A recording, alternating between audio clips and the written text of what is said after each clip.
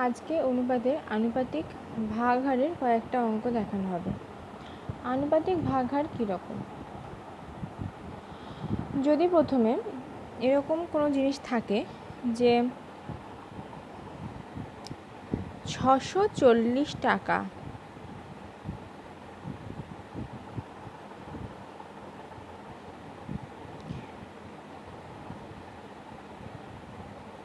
রানা ও রামের মধ্যে 5:3 অনুপাতে ভাগ করে দিলে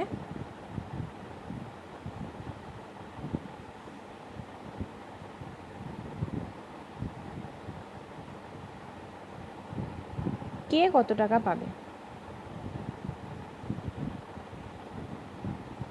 কে কত টাকা পাবে?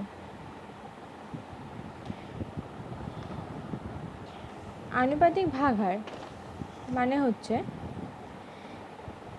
দুটো অনুপাতের আগে যোগফল দেখব। 5 আর 3 হচ্ছে 8। এখানে রানার টাকার আনুপাতিক ভাগহার হবে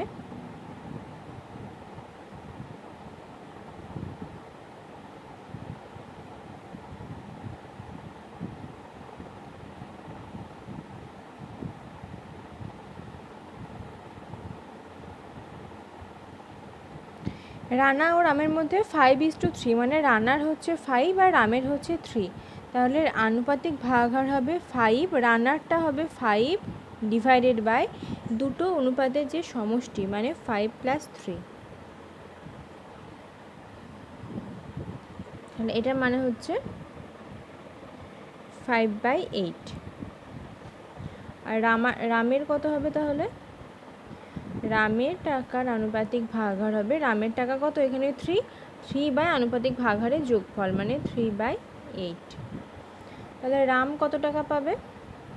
রানা প্রথমে পাবে, রানা পাবে যে আনুপাতিক ভাগহারটা পেলাম এখানে সেটা, মানে 5/8 ইন্টু 640, 8 8 64, 5 8 40। তাহলে রানা পেল 400 টাকা। এবার রামের টাকাটা, মোট টাকা কত? 640। 640 থেকে রানা যদি 400 টাকা পায়, তাহলে রাম ক টাকা পাবে? রাম পাবে 640 মাইনাস 400, মানে 240 টাকা। অথবা এটাকে আমরা কী করে বের করতে পারি? যেরকমভাবে রানারটা পেয়েছিলাম 5/8 ইন্টু 640, এখানেও তেমনি 3/8 ইন্টু 640 করতে পারি, বা কী করতে পারি? 3/8 ইন্টু 640 সমান 240 টাকা। তাহলে প্রথমে কি করব? প্রথমে আনুপাতিক ভাগহার বের করব। মানে আনুপাতিক ভাগহার মানে প্রথমে যার যেটা অনুপাত আছে সে নিজের অনুপাতটা বসবে, ডিভাইডেড বাই আনুপাতিক অনুপাত দুটোর যোগফল। তাহলে সেটাকে বলছি আমরা আনুপাতিক ভাগহার। তাহলে রামের আনুপাতিক ভাগহার পেলাম 3/8 আর রানার পেলাম 5/8। তারপর রানা কত পাবে? রানার যে আনুপাতিক ভাগহার থাকবে সেটা ইন্টু যে মোট টাকা থাকবে সেটা দিয়ে ক্যালকুলেশন করলে এলো 400। আর রাম পাবে মোট টাকা থেকে রানার টাকাটা বাদ দিলেও হবে, অথবা রামের যে টাকার আনুপাতিক ভাগহার ছিল সেটার সাথে 640 গুণ করলেও হবে। এবার একটা অঙ্ক দিয়েছে, 12,100 টাকা মধু, মানস, কুন্তল ও ইন্দ্রের মধ্যে 2:3:4:2 অনুপাতে ভাগ করে দিলে কে কত টাকা পাবে? তাহলে আমি প্রথমে কি বলেছিলাম? আনুপাতিক ভাগহার বের করতে। তাহলে মধুর টাকার আনুপাতিক ভাগহারটা একবার দেখে নেব কত হচ্ছে।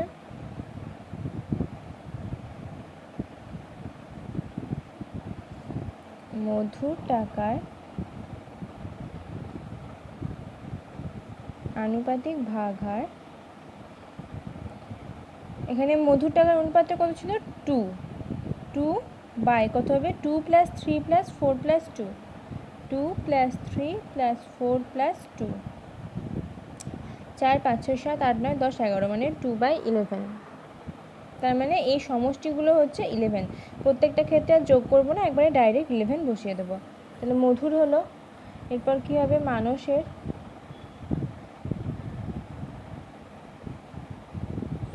(3/11),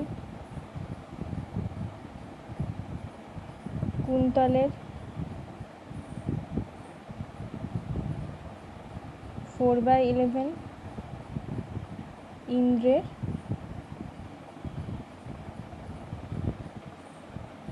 2/11। এবার তাহলে মধু কত টাকা পাবে দেখব, মানুষ কত পাবে, কুন্তল কত পাবে, ইন্দ্র কত পাবে। তাহলে মধু পাবে এখানে কত টাকার মধ্যে ভাগ হয়েছিল, 12,100 টাকার মধ্যে। মধুর আনুপাতিক ভাগ ছিল 2/11, তাহলে 2/11 ইন্টু 12,100, কাটাকুটি করলে আসবে 2200 টাকা।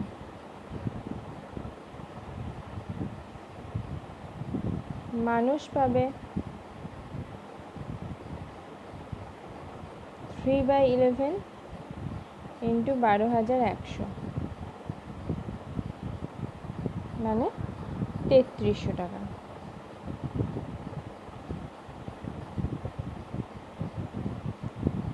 কুন্তল পাবে 4/11 ইন্টু 12,100, 4400 টাকা। ইন্দ্র পাবে 2/11 ইন্টু 12,100 সমান 2200 টাকা। প্রথমে কি করব, আনুপাতিক ভাগহার বের করব, মানে নিজের যে সংখ্যাটা থাকবে সেই অনুপাতটা বসবে, ডিভাইডেড বাই মোট অনুপাতগুলির যোগফল। তাহলে মধুর পেলাম 2/11, মানুষের পেলাম 3/11, কুন্তলের পেলাম 4/11, ইন্দ্রের পেলাম 2/11। তারপর যে মোট টাকা ছিল 12,100, সেটা সবার সঙ্গে আলাদা আলাদা করে গুণ করলাম। 2/11 ইন্টু 12,100 মানে 2200, 3/11 ইন্টু 12,100 মানে 3300, 4/11 ইন্টু 12,100 মানে 4400, 2/11 ইন্টু 12,100 মানে 2200। এইভাবে আনুপাতিক ভাগহার বের করে করে অঙ্কগুলো সলভ করতে হয়। এরপর এটা বলেছে, একটি ট্রেনিং সেন্টারে 1050 জন ব্যক্তি ট্রেনিং নিতে এসেছেন। তাদের 3টি বড় হল ঘরে 11:3:3.1:2 অনুপাতে বসতে দেওয়া হলে প্রতি হল ঘরে কতজন বসবে। আগেকারগুলো এই অনুপাতগুলো পূর্ণ সংখ্যা ছিল, কিন্তু এক্ষেত্রে অনুপাতটা ভগ্নাংশে আছে। এক্ষেত্রে অনুপাতটাকে কি করব, 3টি বড় হল ঘর মানে 3টে ঘরের অনুপাত হচ্ছে 11:3:3.1:2। তাহলে প্রথম ঘর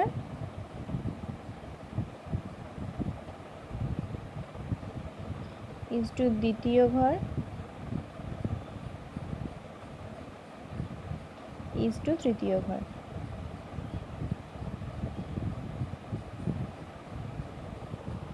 11:3:3.1:2। তাহলে 11:3:3 আর 1:7। এবার এই যে নিচেকার যে হর আছে, এই হরটাকে এই বাকি দুটোর সঙ্গে গুণ করব। 11-এর সঙ্গে 2 গুণ করলে হবে 22, 3-এর সঙ্গে 2 গুণ করলে হবে 6, 7-এর 2-এর সঙ্গে যদি আমি 2 গুণ করি, 2 2 কেটে গেল, পড়ে থাকলো 7। তার মানে নিচে যেটা থাকবে সেটা দিয়ে সবগুলোকে গুণ করতে হবে, তারপর একটা পূর্ণ সংখ্যার অনুপাত পাওয়া যাবে। তাহলে এরপর যেরকম করি, যে মোট যেটা ছিল সেটা দিয়ে এই আনুপাতিক ভাগহার, আচ্ছা এবার প্রথম ঘরে আনুপাতিক ভাগহার কত হবে, প্রথম ঘরের লোক সংখ্যার আনুপাতিক ভাগহার।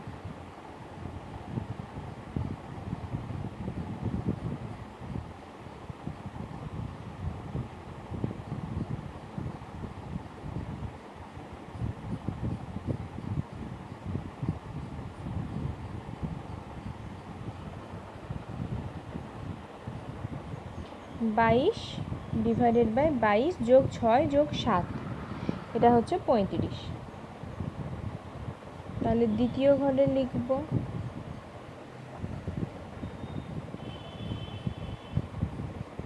6/35,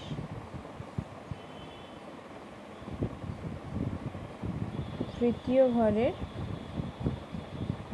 7/35। মোট জনসংখ্যা ছিল কত, 1050। তাহলে প্রথম ঘরের লোক সংখ্যা, অতএব প্রথম ঘরে লোক সংখ্যা সমান 22/35 ইন্টু 1050 30 সমান হচ্ছে 660 জন।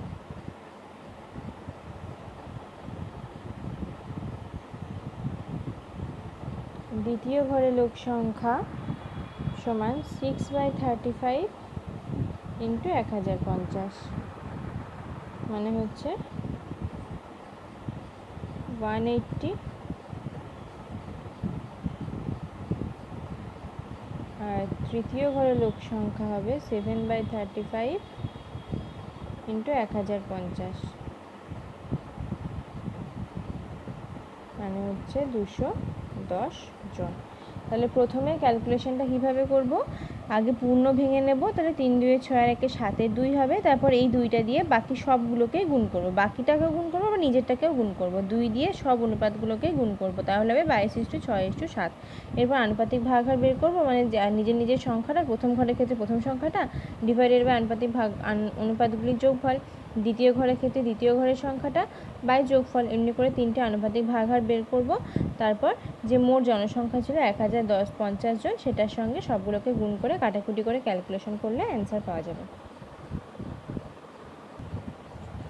এরপর একটা বলেছে এবিসি ত্রিভুজে 3টি কোণের সমষ্টি 180 ডিগ্রি।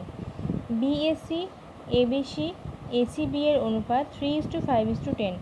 যদি বিএসি এর মান 10 ডিগ্রি কম ও এবিসি এর মান 10 ডিগ্রি বেশি হয়, তাহলে কোন তিনটি অনুপাত কত হবে? প্রথমে একটা ত্রিভুজ এঁকে নেব।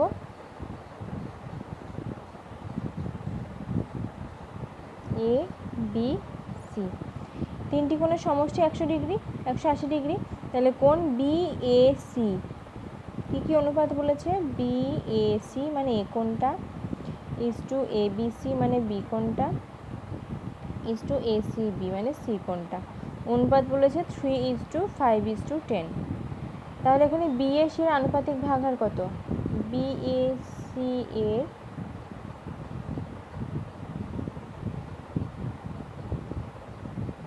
আনুপাতিক ভাগহার হবে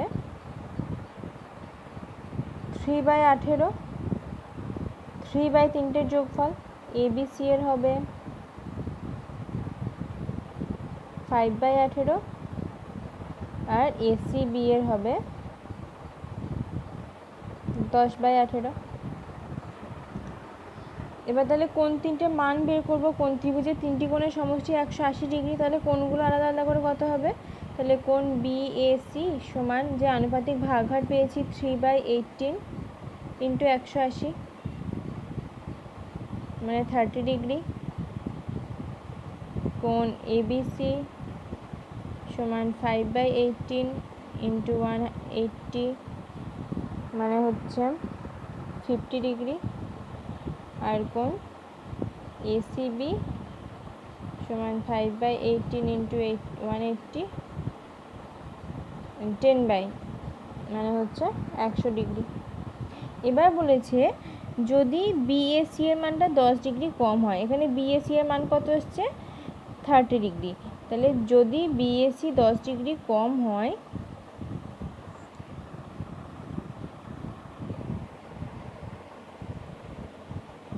তাহলে কোণ বিএসি সমান কত হবে?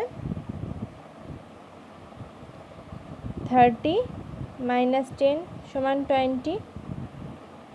এবং কি বলেছিল? যদি এবিসি 10 ডিগ্রি বেশি হয়, এবং এবিসি 10 ডিগ্রি বেশি হলে কোণ এবিসি 50 + 10 সমান 60 ডিগ্রি। তাহলে নতুন অনুপাত কত হবে? তাই নতুন অনুপাত মানে কি হবে? অতএব কোণ বিএসি ইজটু কোণ এবিসি ইজটু কোণ এসিবি। তাহলে বিএসি এর মান কত পেলাম শেষে? 20 ইজটু এবিসি এর মানটা কত হবে? 50 থেকে 10 বেড়েছে মানে ক্যালকুলেশন করলাম 60 ইজটু এসিবি মানে হচ্ছে 100 ডিগ্রি। এসিবি এর মানটা যা ছিল তাই থাকবে মানে 100। কিন্তু এখানে খেয়াল করলে দেখা যাবে একটার মান বেড়েছে, একটার মান কমেছে, কিন্তু সমষ্টিটা কিন্তু 180 ডিগ্রি আছে, কারণ ত্রিভুজের 3টি কোণের সমষ্টি 180 ডিগ্রি। এমন নয় যে আমি ত্রিভুজের যে কোনো একটা কোণকে 10 ডিগ্রি বাড়িয়ে দিলাম, বাকি কোণগুলো একই থাকলো, সেটা কিন্তু হবে না। একটাকে বাড়লে অপরটাকে কমাতে হবে, কারণ ত্রিভুজের 3টি কোণের সমষ্টি 180 ডিগ্রি আনতে হবে। এক্ষেত্রে দেখো 20, 60 আর 100 এলো, এক্ষেত্রেও 180, আগে যেটা ছিল 30, 50, 100, সেক্ষেত্রেও 180। তাহলে এবার এখানে অনুপাতটা করব। এখানে 10 দিয়ে যদি ভাগ করি, 20কে 10 দিয়ে ভাগ করলে থাকবে 2, 10 দিয়ে ভাগ করলে থাকবে 6, আর 100কে 10 দিয়ে ভাগ করলে থাকবে 10।